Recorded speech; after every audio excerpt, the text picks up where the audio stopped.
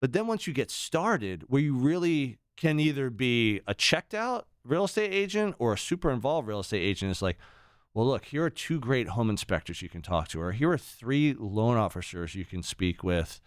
And like, if you don't like any of those, like, I'll vet anyone you have. Like, you're letting them know that you're going to be their guide, and you're there to take care of them for when things go wrong, because they always go wrong in residential real estate. It's super emotional. Like, people are crying, suing people, threatening divorce. Like, there's all these things that go wrong.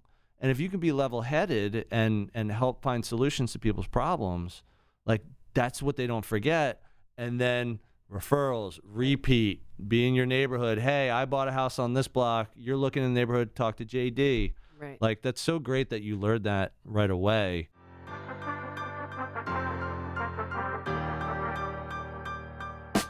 Welcome to the podcast dedicated to real estate, insurance, and building your business.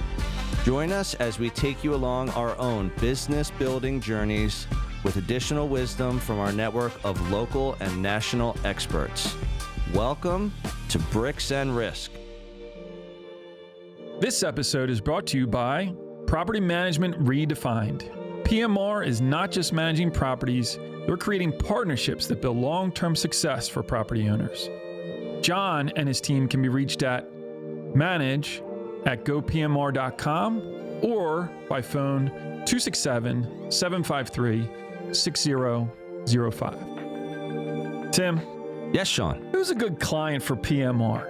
Property Management Redefined is looking for property owners who value 3 things: accountability, reliability, and a results-driven approach. They want to maximize returns, but still provide client and tenant satisfaction. There's a lot of property managers out there. Yes, there are.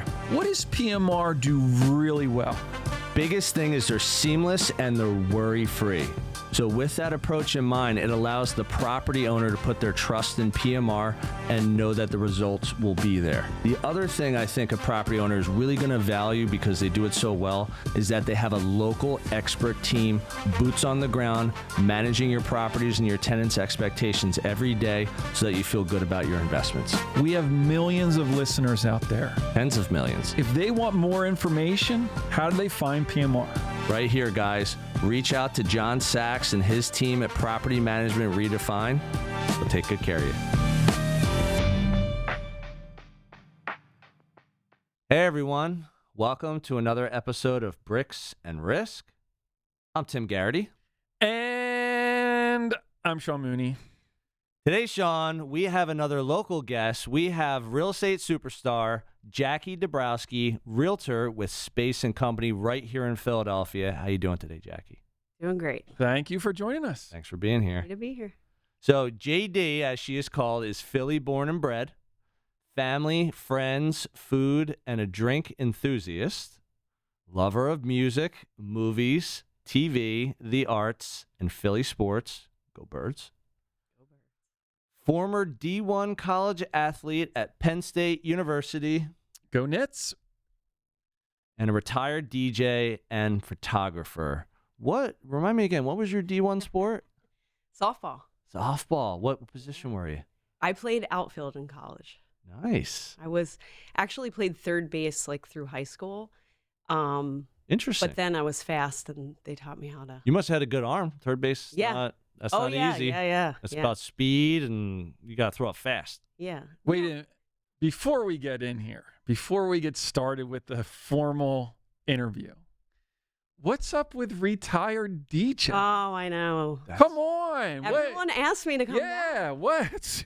Real quick, what's the story? You were a DJ and now you don't DJ? Yeah. Well, DJing happens very late at night. Yeah. And, once I probably hit, I don't know, late 30s, staying out till bars close at 2:00 and then getting home 3 or 4 did not work anymore. So it wasn't kids' birthday parties. It was you would go clubs or bars or whatever. Yeah. And you probably weren't a laptop DJ because back then. All right, so let's educate our listeners and watchers because everyone goes off a laptop or a tablet now. No. What were you doing back then? How did you set up for a DJ? This was records. Like Wow. literally you turntables. were scratching and like and moving needles and stuff? I was more into like the house and club scenes, Okay. so I didn't scratch, but yeah, I had like a crate. Milk crate. Yep. Yeah. And you only had whatever 50 records to work with, and that's Oh, is there drag any? it around.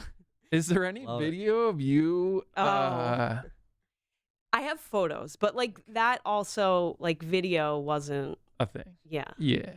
I have plenty of photos, but no live video. Thank Oh God. man. So like, what were some acts that you would play on a regular? Yeah, like where were you doing stuff in Philly?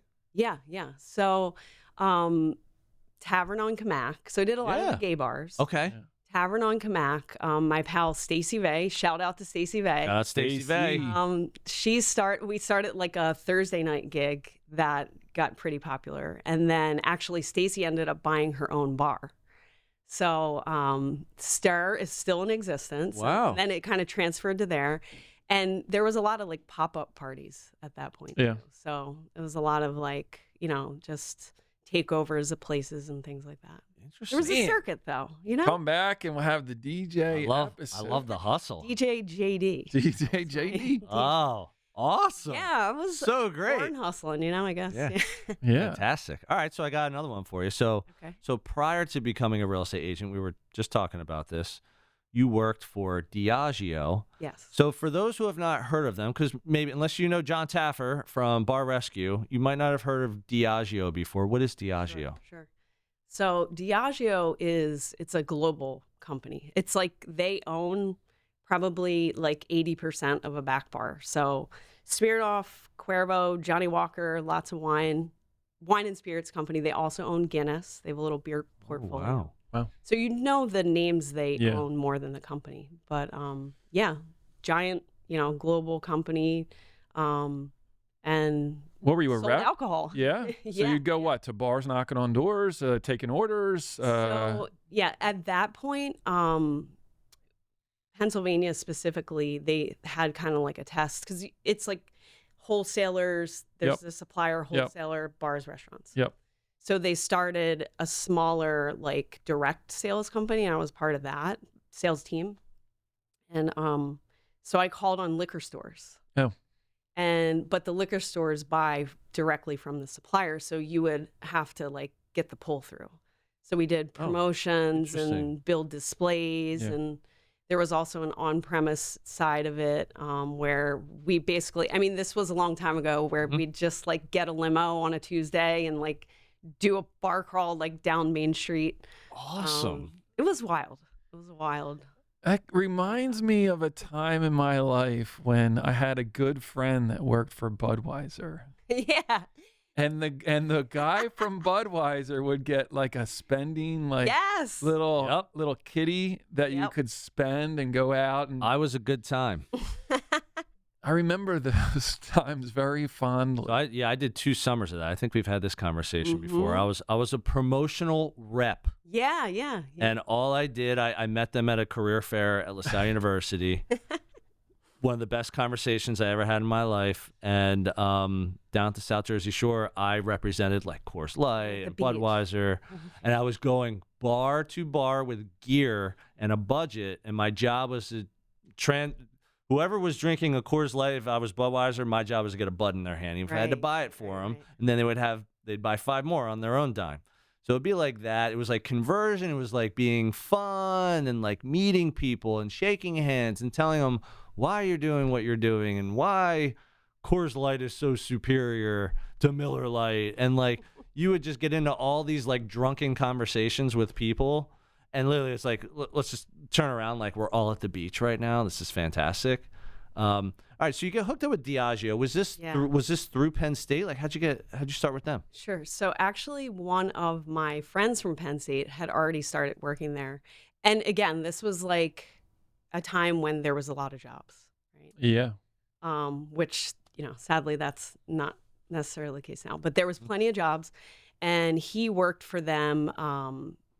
His territory was Harrisburg, and a Philly territory came up, and he was like, hey, do you want, I was interviewing for anything at that point. Yeah. Do take this interview, and I'm like looking up the company, and I'm like, is this real? I get to sell this? right?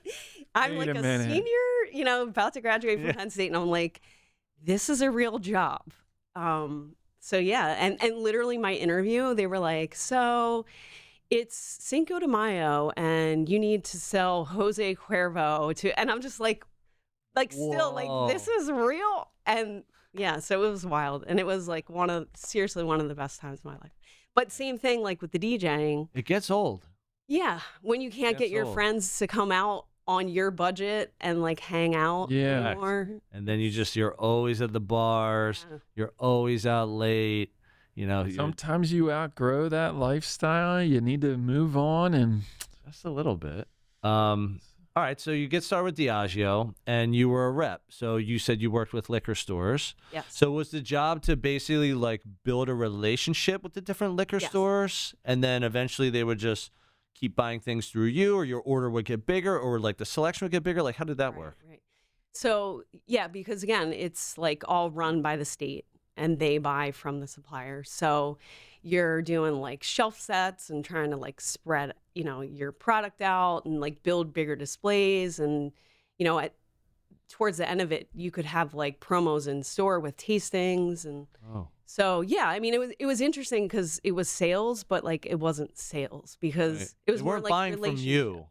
No, correct. Yeah. But you were pushing the brands. Right. So you're like, hey, let's just use an example. More marketing. Let's say it's Fireball, and that's a good one for doing a couple shots, let's say. And it's like a Friday afternoon, it's in July. Like you could say like, hey, I want to set up at your liquor store. I'm going to bring in some Fireball gear. I got some signage. I'm going to be here. I'm going to be shaking hands. I'm going to be trying to push more product. Oh, have you ever mixed a drink with that? And I'm going to get your sales up a little bit because I'm JD Good Times. And I'm trying to help you because, if you like me and I'm helping you, then maybe you're buying more Fireball, or maybe you're buying some of the products that I offer that maybe you're not selling a lot of now. Right. Like you're almost trying to be like a partner. Exactly. To help them like sell more product or sell some more of the products that you represent. Exactly. Very cool. Awesome. All right. So let's dive right into both yours and my passion. Sorry, Mooney. Real estate. So we were chatting about. Wait, how do you know it's not a passion of mine? Well, actually, I know it's becoming more of a passion of yours because you just bought a building for your business. Yeah. Am I allowed to say that? Kind of just I just said it. So maybe it is a passion. Yeah, maybe it is.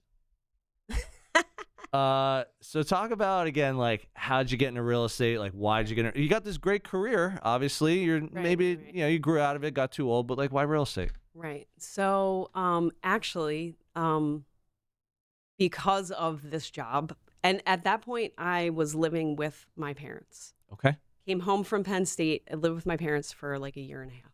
How'd that go? It was interesting, They probably loved There's the always DJ a cost, it might not be dollars, but that's what I tell my kids. Cost, everything, and there's a cost to everything in life. Yes. Very true. Great advice. Everything. Yes. So I had a corporate, credit card. I had a car. Yep. Dang. Very minimal expenses. I lived with my parents, and so the money was just coming in. I couldn't spend it fast enough, honestly. Yeah. And so when I was 23, my good friend at the time, her mom was a realtor, and she was a mortgage broker, and they were like, "You should buy a house." So I was like, "Okay," just young. Why and, not? I got all this money. I got to do something with this money. Might as well buy a house. Trying to get out of my parents' house. Yeah. Right. And it was like when the 0% down mortgages. Yeah. That was like a the thing. CISAs and the NINAs. Yeah. Stated income, no income. Yeah. So I bought my first house at 23, and my friends live with me. Like it was awesome. It was in Manioc here. So you're house hacking, basically. Yes. People are paying you rent. Right. You own the place. Did anyone else own it with you? Like family, friends, anyone? You owned it all yourself? Just me. Yep. Okay. You bought it cash. I wish. All that money. If I could go back Rushing in at time. Diageo. And I did drive a minivan at that point. Awesome. Yo. Yo. He had a minivan. What was it? White Lightning? White Lightning in college. Shout Oh out to my White God. Lightning. So this is a great story. So Rest in peace. LaSalle University, we'd go drink at the field. Like Oh, yeah. Friday afternoon, everything shuts Field. down. So like everybody comes in. And I would drive the van down to the field because you could fit like 100 people in the van. Maroon interior. Am I correct in saying that? Oh Yeah. my God. Yeah. White minivan, maroon interior. Yep. We're like 20. Yep. And everybody would be like at the keg. They'd be like, "Oh no, someone's parents are coming. Go over Who here." called the narc? Yeah.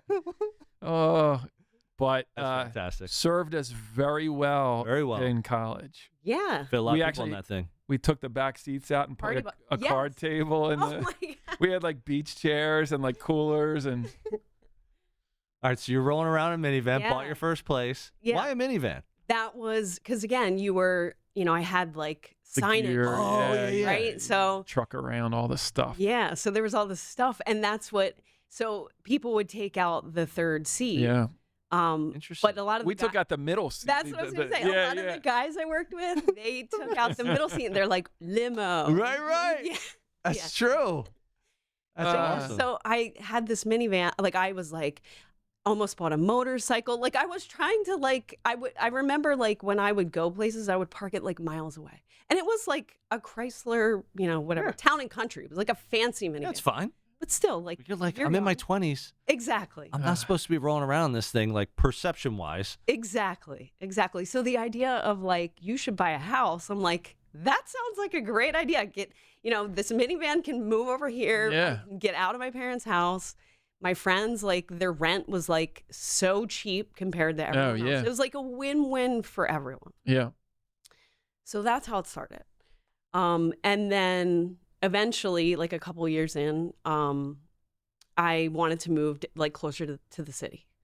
And I found this like old converted warehouse Nice. that like they converted to condos, and they were like selling directly from the people that, Developed it. yeah. So I sold the place in Manioc.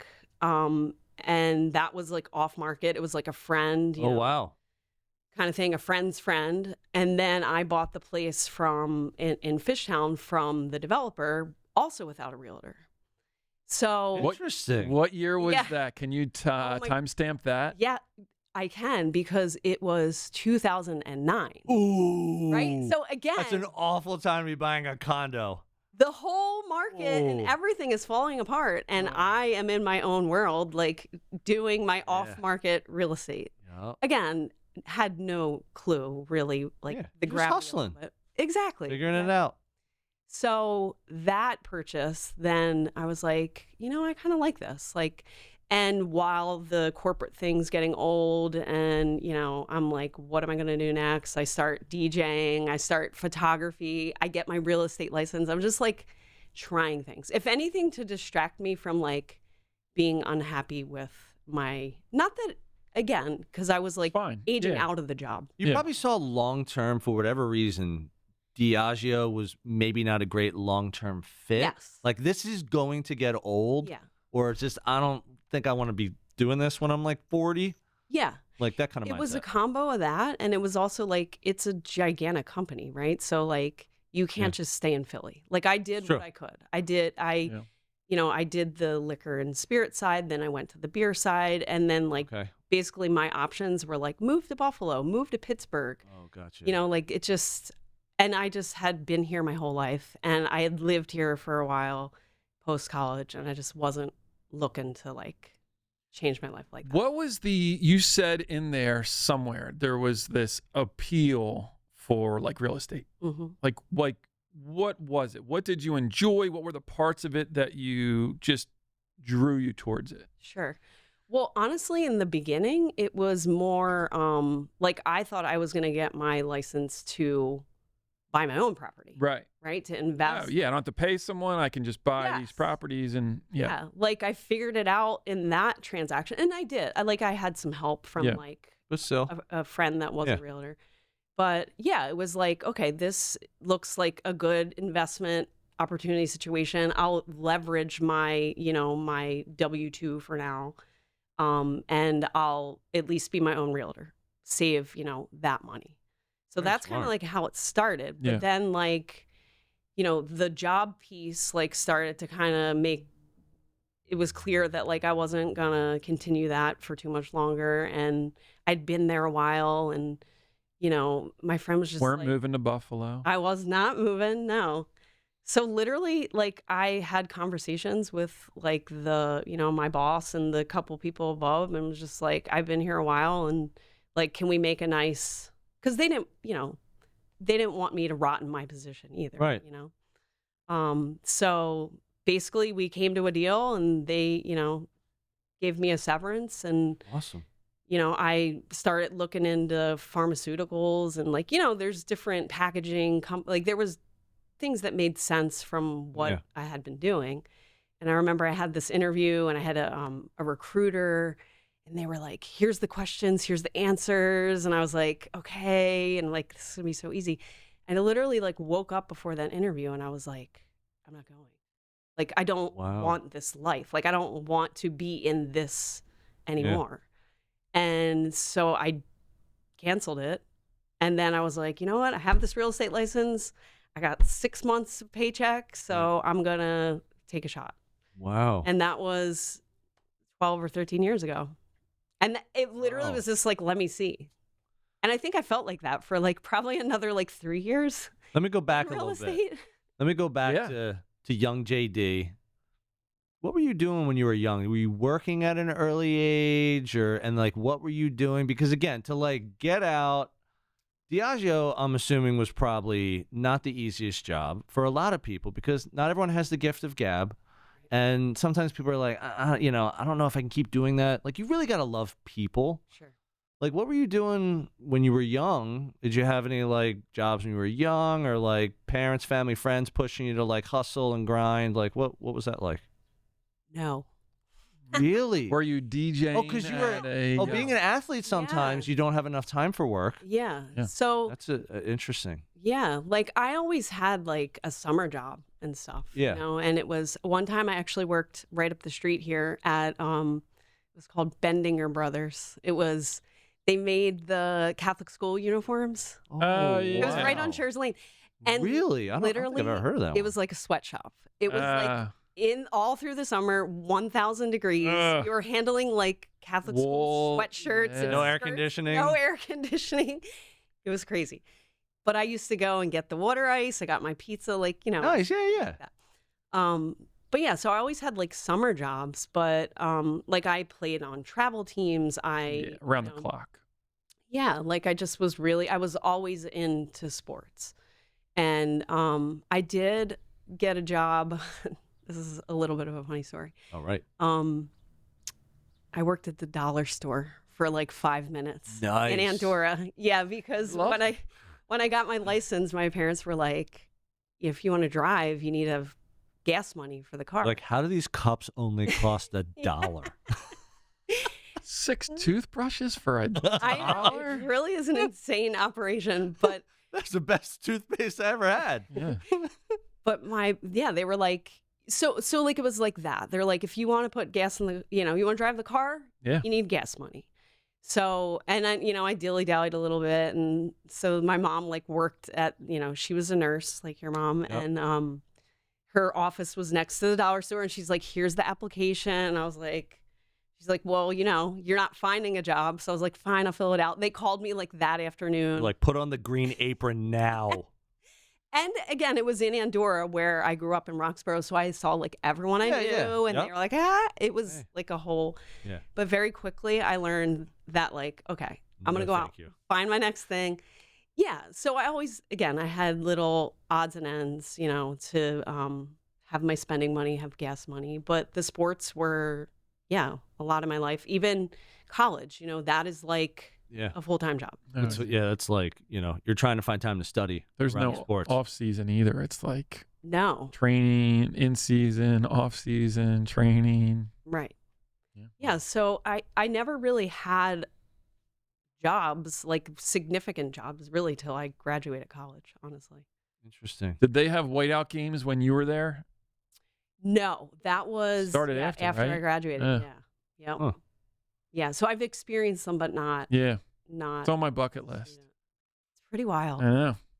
And I will say, our younger starts at Penn State in the fall. So Oh, nice.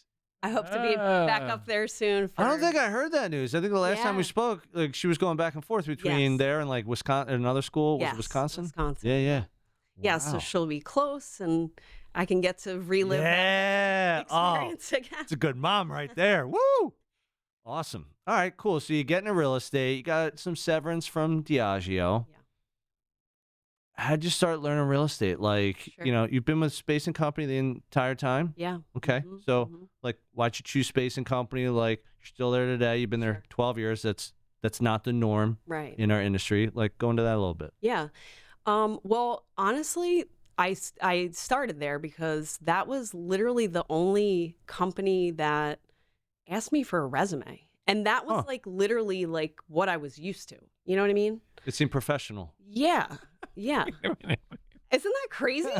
Like, oh, wait, let me the other see. ones are like, who do you come in know? here? Yeah, you're good, JD. Yeah. Come on in. Sure. So they're like, what's everyone's phone number? Who do you know? You know what I mean? Here, breathe on this mirror real quick. Yeah. No, so just to set the frame, you did talk to so you're like, oh, I want to do real estate. Yes. Let me go talk to a couple different shops. Yes. See what's out there. Yep. See what I fit. See what I align with. The first couple that you talked to were like, yeah, okay, come on in. Like, here you go. Here's a desk. Right. JD. There's your Exactly. There's your nameplate. Bring your own notebook. And then you talked to the people at Space and Company, and they were different. Yeah. And asked for a resume. Right. And you were taken aback by. Yeah, because that is like not what I knew. You know what I mean? Like I had been on other interviews, and like it was, like, and little did I know, like, again, with real estate, it's like you earn your keep, you make money, great. You don't, you can leave if you want. Yeah. So. Hey, everyone. This is Tim, your favorite Bricks and Risk co-host. But don't tell Sean. I hope you're enjoying this episode, and I'll get right back to it in a moment. Our audience grows through word of mouth, so if you would please take a moment of your time and give us a review on the platform you're on, that would be fantastic. Please also help spread the B&R word by sharing your favorite episode with a friend. We greatly appreciate your time and trust. Now, back to the show. Yeah, so that really. But it was a differentiator in your mind. What did it make you think initially when you were like, oh wait, they want a resume? Like, what was the, like, how did that obviously was different than other ones, and that was a benefit to them. Like it was set them apart from some of these other shops. Yeah, it felt like legit. Yeah, like it felt like a job, right? Not like just something that I was going to try out. Yeah, and just. Even though that's what I was doing, right? Just like trying. Same thing. But it felt not like so wildly casual, different from any world that I've ever lived in as far as a job. You know what's interesting? Like, sorry, not to interrupt. Like, you and I kind of had to have different mindsets back then because we both started with independent brokerages. I ran an independent brokerage for almost 10 years. Everyone else was going Keller Williams, Coldwell Banker, Century 21, Remax. Like, these were the big names back then. Like, were you worried about that at all? Like getting in, you're like, is that going to hurt me? Like, with the brand. When I do a listing presentation, when I put a sign out, when I tell the seller, I work here, I don't work there. Like, what was going through your head? Well, honestly, that drew me in, right? That it was local, that it was one office. It was Philly specific. Because I had done like that whole big thing. The big box thing. Yeah. So funny. That's kind of what I felt like too. Yeah. And like I didn't have plans to like operate in other markets, like maybe New Jersey or maybe Delaware. I don't know. But like, you know, you didn't need that national brand to then do these other deals in other states. No. Yeah. And it just felt like the right fit. It felt like it was very city focused at that point. I was living in Fishtown. It just felt like neighborhoody and local, but still on a, like there was always like a fancy piece to it, you know, like a level of professionalism, like a step up. Yeah. Like they're going the extra mile for like the branding or the training or the support or the staff or whatever. Right. And like they had a holiday party that was, at Union Trust. Like it was, and ice sculptures and waterworks, and like it just felt like, oh, okay. Again, more of the stuff that I knew like from a corporate life, but like also this local piece that felt like very important for me, at least in real estate, because like again, I'd never really gone out there much further, and I was planning on like keeping it local, so it almost felt like a good like an elevated culture, probably almost. Like felt like. Yes. Interesting. All right, so you get started in real estate. You're still with the same brokerage. How are you getting started? Like, how are you getting in front of buyers, sellers, tenants, landlords, investors? Like, what kind of things were you doing to get started? Sure. So it was, my first client was actually my best friend that got me my first house. Awesome. She was my first client. Nice. So it started with friends. Full circle. I know, right? Right? Yeah. So it started with friends, and then, the referrals started slowly. And then open houses were like a big thing in the beginning too. Because I think it was a little different than it is now, right? Yeah. It was like people were interested more in talking and maybe meeting, agents, whereas now, like, it's tough, right? Because it's a little bit more of a turnoff now because it's so invasive, and like people don't want to give their information. They don't want to. They want to meet someone they don't like, so they kind of. Wait, what do you mean by that? An open house? Like, what is invasive about an open house? Well, I mean, if I could, weigh in on this, like, so back then when you were doing an open house, like people probably didn't have an agent yet, and if they did, they're like, maybe I'm unsure they're just on going my to agent. look at houses. We're browsing. Browsing. Okay. It's like window shopping. Yeah.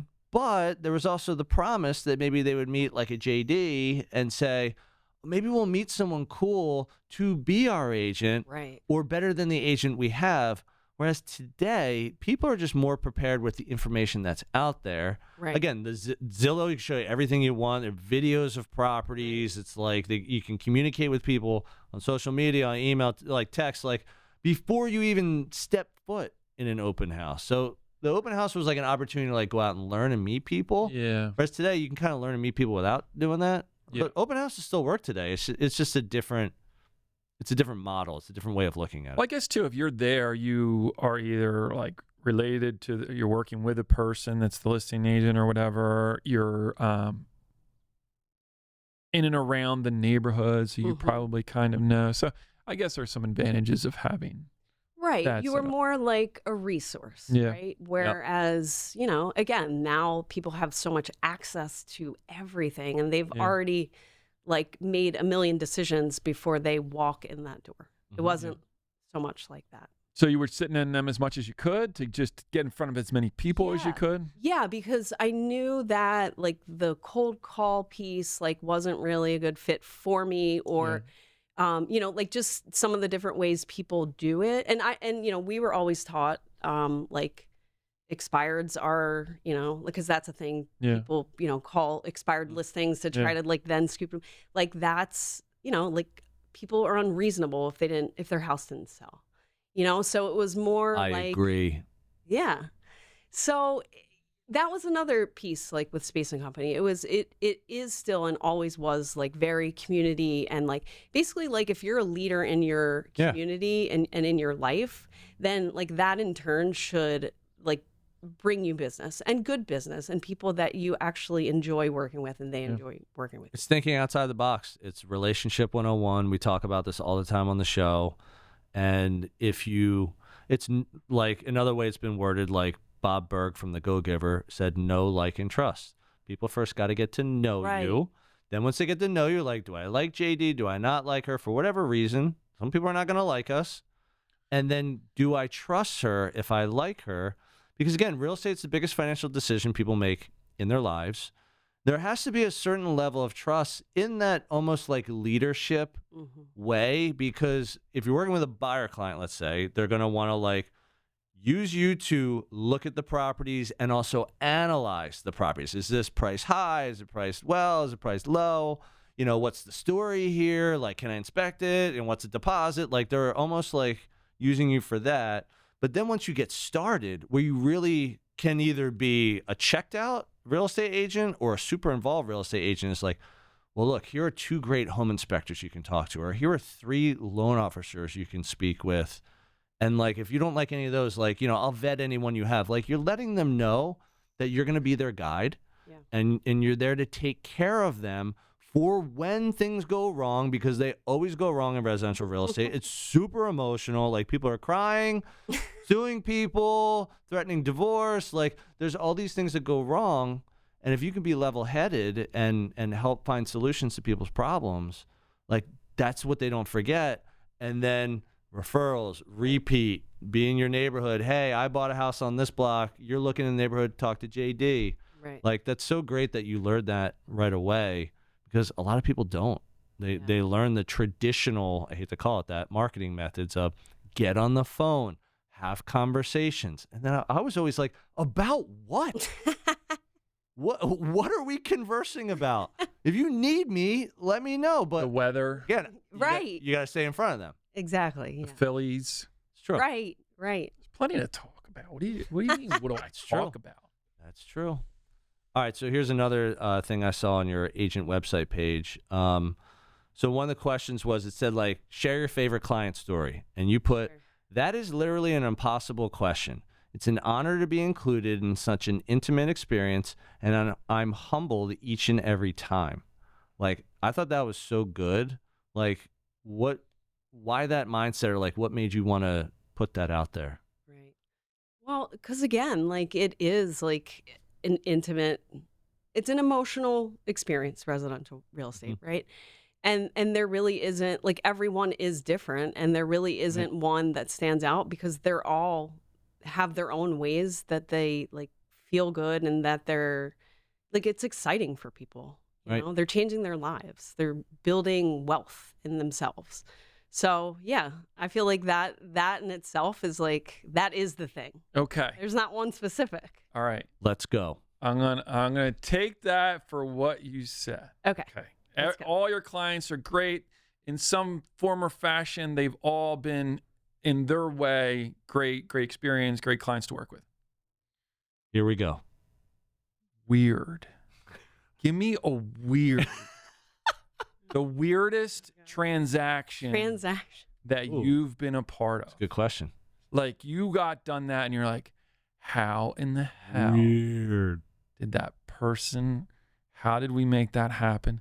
How did we find a dead body in the basement after the inspection? I always go back to that one. I'm like, have you seen a dead body in a what basement? Like, why do you always... What shows are you watching? Yeah. Or what houses are you going That to? doesn't happen on Selling Sunset. Okay? I know. I watched the Murder Diaries or whatever, something like that. I forget what the name is. Never heard of that one. It's on the Any dark weird? internet? Okay. Any weird ones stick out? So I don't have a weird one where where it closed. Oh. Okay. Oh. I mean, I'm sure there's plenty. Yeah, of some funky odd, ones but that just, I need to go away, or like, Yeah. this isn't a good there's fit. plenty of that, right? But one funny-ish, kind of interesting story that I feel like maybe you're looking for is, it was in the beginning when it was like take your kids to work day, Okay. one of those. Yeah. So they were, oh God, probably like 7 and 10, I'd say at that point. And or actually maybe a little bit younger than that. Okay. So they come with me to the city. We go to our office. It was at 22nd and Walnut, at that point. And, they're coloring and drawing and all this cute stuff. And they're like, it's so nice in here. And, all that cutesy. Yeah. And again, like, I'm in the beginning. So I'm like trying to find business and Yeah. hustle. You're like, I still don't know what the hell I'm doing, but keep coloring. And when the phone rings, like, you Gotta answer take it. it. You got to make it happen. Like I'm like in that mindset still. Yep. So, of course I get a call that day, and it's like the person needs to see the property like that day and like, at 2:00. And I'm like, okay. And in Port Richmond, which again is a lot different now than it was even 10 years ago, Agreed. right? 5 years ago, 10 years ago. Grain of salt. Yep. So, and I have these kids, and I'm like, all right, so what am I going to do here? So I'm Like, like, gonna take them to a not so It's great. take your kids to work day. Yeah. You put them in the minivan Right. and you take them down to Port Richmond and you Here's- show them the house. Here's some kielbasa. Keep Right. quiet. right. So I'm like, all right, let's do this. Buckle up, get in the car. And I'm like, it's one showing. It's going to be In and out. No in and problem. out, right? Oh boy. So we get to the house and they're like, why are we, like, then Yeah. the questions, Yeah. and I'm like, should I left them in the car? Like all the things, like Yeah. what? And I literally open the door and this guy's like, I'm in here. I'm working for the owner. It was the squatter. Oh. And the kids are like, what's happening? Everyone's crying. And I'm like, oh my God, this is horrible. So I just like lock the door and I like run out like a car and I'm like, we're not going to talk about this. Okay. You didn't see anything. Don't tell your friends at school we weren't here. How Forget does to a tell our Happy Meal house. sound, kids? Good? You guys like Cool. milkshakes? Yay! So yeah, that was That's a pretty little weird. weird one. Squatter. And that's, that's like not something that a lot of people talk about in our industry are Yeah. like, especially when you work in a big city like Philadelphia, and maybe you're going into areas that need some improvement, let's say, where maybe there's some boarded up properties, there's garbage on the street. It's just like it hasn't seen reinvestment for a while. Sure. And you got to go through these houses and you'll meet some interesting people. Yeah. And I have many of those stories. But all right, so here's another one. Biggest struggle, you put riding the ups and downs of the market Mm, all while staying relevant. right. Let's dive into that one a little bit because again, ups and downs I think most people could relate to. What is it about like relevance like Sure. that kind of popped into your head? I think mostly like just like every other business, I'm sure, like how you're relevant changes, right? So before it could be you work open houses in your neighborhood that you know and you meet cool people and you're relevant, Yep. right? You live here, and now that has really shifted like as time goes by, to the online presence, to your Instagram. Right. Do you want to be viral or not? Do you want to invest all your time and energy in that? So like, and I've some interesting people I work with that like literally that is their business, right? That's their business model. They're Yeah. investing time in social media Yes. and getting business out and of it. they've figured it out. Yep. So, it's that like, how do I stay true to me and how I work and what works for me and why I like this, Mhm. right?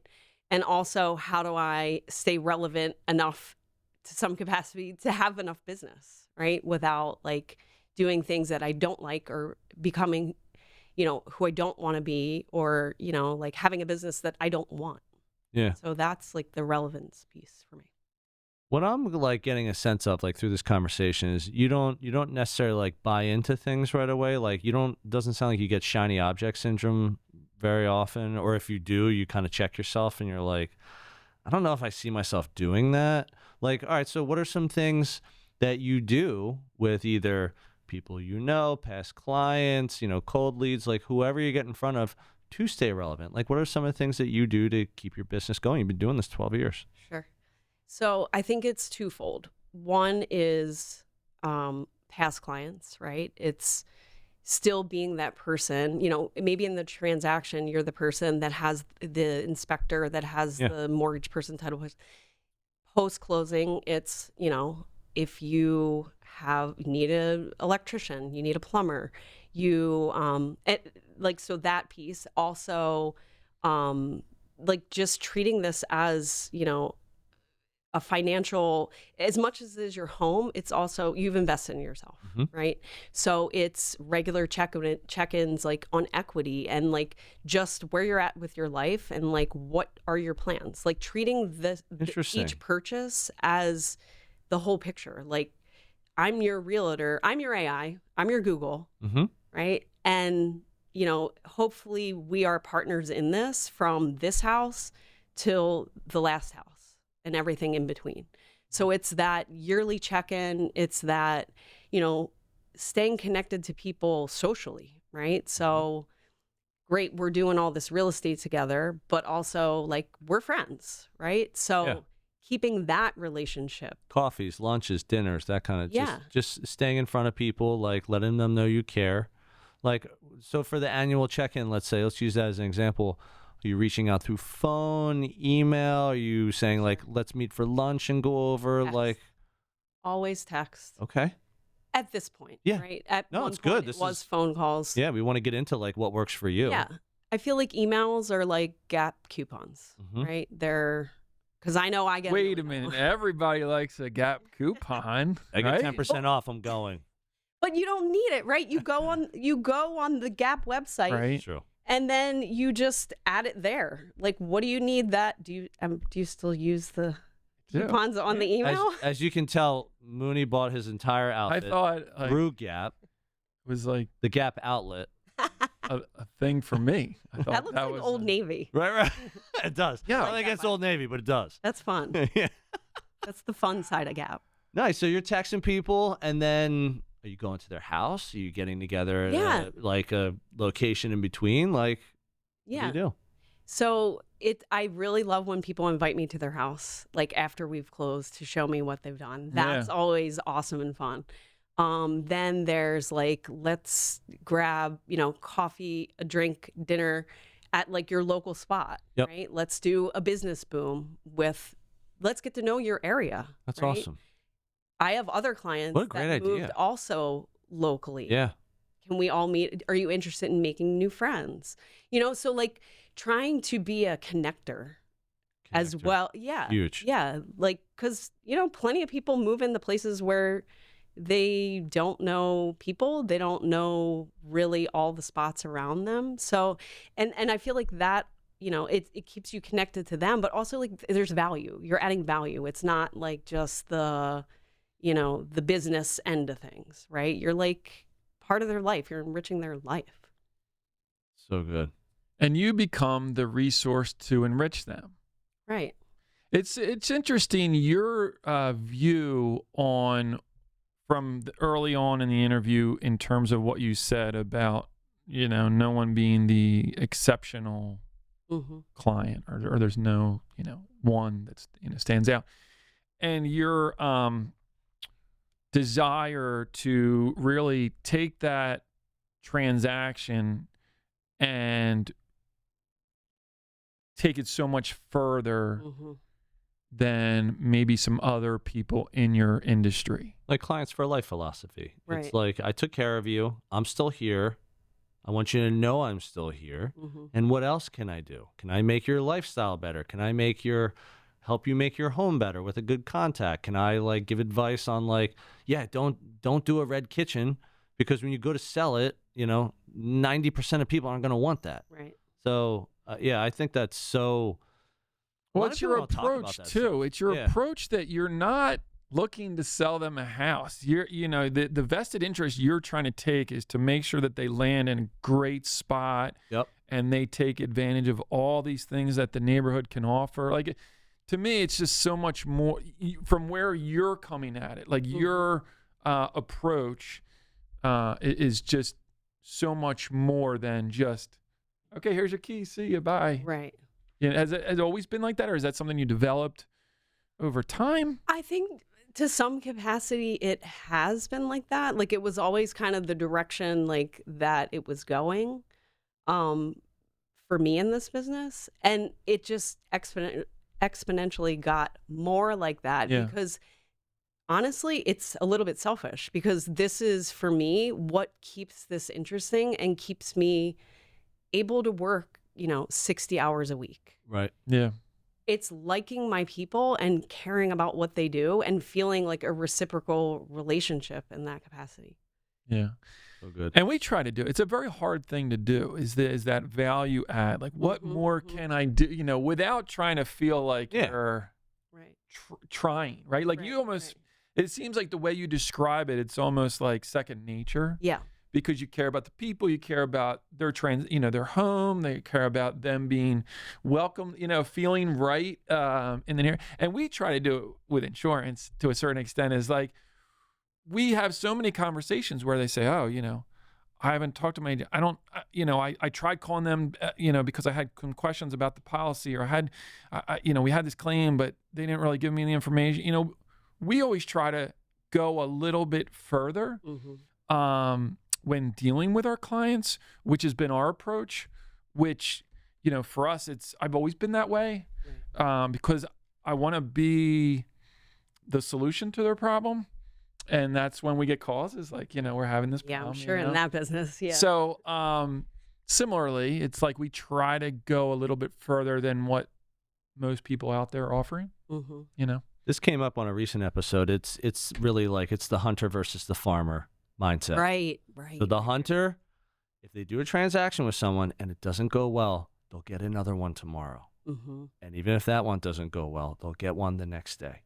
The farmer thinks differently. Farmer treats every person they meet with like kid gloves. Like, I want you to feel really good, not only about me and me being your guide through this process, but I want you to feel really good about what it's like to buy a home, to sell a home, to rent a home if you're going to hold on to it, to like invest in a property, to like flip it or buy a rental property. And you got to be good with me and my knowledge and how I look at things in order for this to go well. So that's like, I feel like when you're more the farmer, you think like that the first minute you meet them. But the beautiful part about being a farmer is that thought never leaves your mind. Like 20 years into the future, you're still thinking, how do I make your real estate investments, your real estate quality of life, whatever it is, better? And if you can do that, they're just they're gonna be your biggest cheerleader. They're gonna tell everyone that they're like morons for not working with JD. Like, if you don't talk to her, you're like personally insulting me because I love her. Like, it's really that mindset. Whereas like the hunter, and there's nothing wrong with like the hunting philosophy, but they don't think like that. Well. It's more like, all right, it's deals. And then once I finish this, there's more deals. Right. And if it goes well, I'll get a referral from the deals where it goes well. And if it doesn't go well, I'll hop on the next deal. And you can make a ton of money being a hunter, and you can be in real estate for 50, 60 years and be one of the top producers in the country, in the world. Yeah. It's just a different mindset. And I think you having that mindset is good, because a lot of what we share on the show is like, Sean and I have a similar mindset, and he's in a different industry entirely. And we talk about this all the time, which also brings me to your quote, which was fantastic. You had said, "Believe you can, and you're halfway there," by Theodore Roosevelt. Why that quote? Because it's true, like that is one thing I have learned through this job for sure, is that is most of the battle, right? Like, why do you belong in a certain room versus the next person? It's because you feel like you belong there, right? The rest you can figure out. Yep. But yeah, that's really been, a part of like kind of who I am and how I work, for sure. It is true, like mindset. If you believe it, it removes so much of the hurdle of getting to where you want to go. Yeah. And a lot of times, I mean, think about the scenarios in life where it's fake belief. Like, if you can kind of just trick Talk yourself into it, yeah. To think like, oh, I can do this. Maybe you can, maybe you can't. But like, if you do have that belief and you can at least commit to it, chances are you're probably going to accomplish whatever you set out to do. Yeah. Like even this, I'm like, what would they want to talk to me about? What do we want to talk about? This is a fancy podcast. Fancy. I love that. It's never going to leave my mind. Well, you're fancy. A real estate pro and you're a D1 athlete, and like that's what this show is designed. And you bought your first real estate when you were 23. Most people can't say that. And I think that probably did have a lot to do with your trajectory of like belief in yourself and working for yourself. This has been an awesome conversation. So before we shut this one down, why don't you let our bricks and riskers know where they can learn more about you and everything you got going on? Okay. So I would say probably my Instagram is the best place to start. Okay. And what is it? Real Estate by JD. What is it, Tim? I think it is. Yeah, like real estate by No. JD. Maybe a dash in Handle? there. Is that Noah, how you say it? Maybe. Noah, can you bring there's a up colon. Jackie's Instagram Real and tell us? estate by underscore JD, I think. Oh my God, is it terrible? No, it's not We'll terrible. flash it. We'll have it like scroll. I'm analog, okay? Yeah. I want in real life experiences. Real estate by JD, and there's an underscore in there somewhere. I think it's at the by JD. They can find you. Yeah. Nice. Anywhere else? Instagram. Website? Google my name. Your name. There. Jack, Awesome. DJ JD. No. You're right. Awesome. Cool. bringing it back. Vinyl. You're right. We should have had you intro the We song. should've. Oh my With- God. Do you want me to? Yes. Yeah, I could. Go to your house. Maybe We'll there's do a still little turntables taping. downstairs. Right. I don't know. Awesome. Well, that's all we have for this one, folks. Thank you for tuning in again to another episode of Bricks and Risk. See you next week. Thank you for joining us on another episode of Bricks and Risk. Our goal is that you walk away with 1 or 2 valuable nuggets, and we greatly appreciate you sharing your time with us today. You can find all B&R episodes on Spotify, Apple Music, YouTube, and anywhere else you get your podcast content. Until next time, keep learning and keep growing.